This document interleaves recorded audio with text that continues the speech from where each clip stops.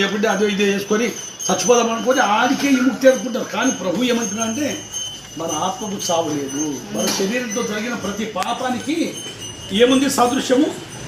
మరణం ఉంది. మరణం. ఈ శరీరంతో ఏం చేశాము? అది కామం కావచ్చు, క్రోధం కావచ్చు, వ్యభిచారం కావచ్చు, దొంగతనం కావచ్చు, మోసం కావచ్చు, అబద్ధం కావచ్చు, అన్ని విధాలుగా చేసిన పాపం ఆత్మకు చుట్టుకుంటుంది. ఈ ఆత్మ నరకాములో, అగ్నిగుండంలో, పాతాళంలో యుగాలు కాదు. అందుకే పరలోక నివాసి అయిన ప్రభువు మనలాంటి మానవ శరీరం ధరించుకొని ఈ భూమి మీదకి వచ్చి ఆయన 33.5 సంవత్సరాలు జీవించి నాలో పాపం ఉన్నదని మీరు ఎవరైనా నిరూపించగలరని సవలిస్తున్నారు. ఎందుకంటే ఆయన పరిశుద్ధుడు, ఆయన నీతిమంతుడు. ఆ నీతిమంతుని రక్తంలో మనం కడుగుపరిస్తేనే కానీ పరలోక రాజ్యం వెళ్ళదు. ఇప్పుడు మన ఊళ్ళో పెద్దవాళ్ళు చేస్తారు.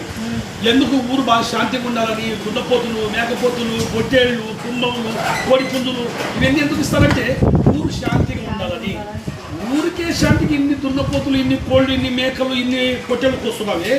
మనం దినదినం చేసిన తప్పులు పాపాలకు ఎన్ని పొట్టేలు కోయాల? ఎడ్ల రక్తం కానీ గుడ్ల రక్తం చేత నీ పాపాలు ఇవో చిత్తపడవని పరిశుద్ధ రక్తం భయపడు. ఎందుకంటే ఒక నీతిమంతుని రక్తం. ఈ భూమి మీద ఎవరున్నారు అక్కడ నీతిమంతులు? ఒక్కరు లేదు. మోదీ ఉన్నారా? ఏమిటి ముఖ్యమంత్రి మన చంద్రబాబు నాయుడు ఉన్నారా? జగన్ ఉన్నారా? మనం ఉన్నారా? లేదు. బాగా ఆలోచించే మనం ఎంత నిజాతిగా ఉన్నా మనలో ఇంతనే ఇంత తప్పు ఉంటుంది. ఒక దినానికి 3 తప్పులు లెక్కిస్తాం. నెలకు 90 సంవత్సరానికి 1000 చిల్లర. ఆ లెక్క చూపని నాది 56 సంవత్సరాలు. 50,000 పాపాల మూట తీసుకొని పోతే కానిస్తారా?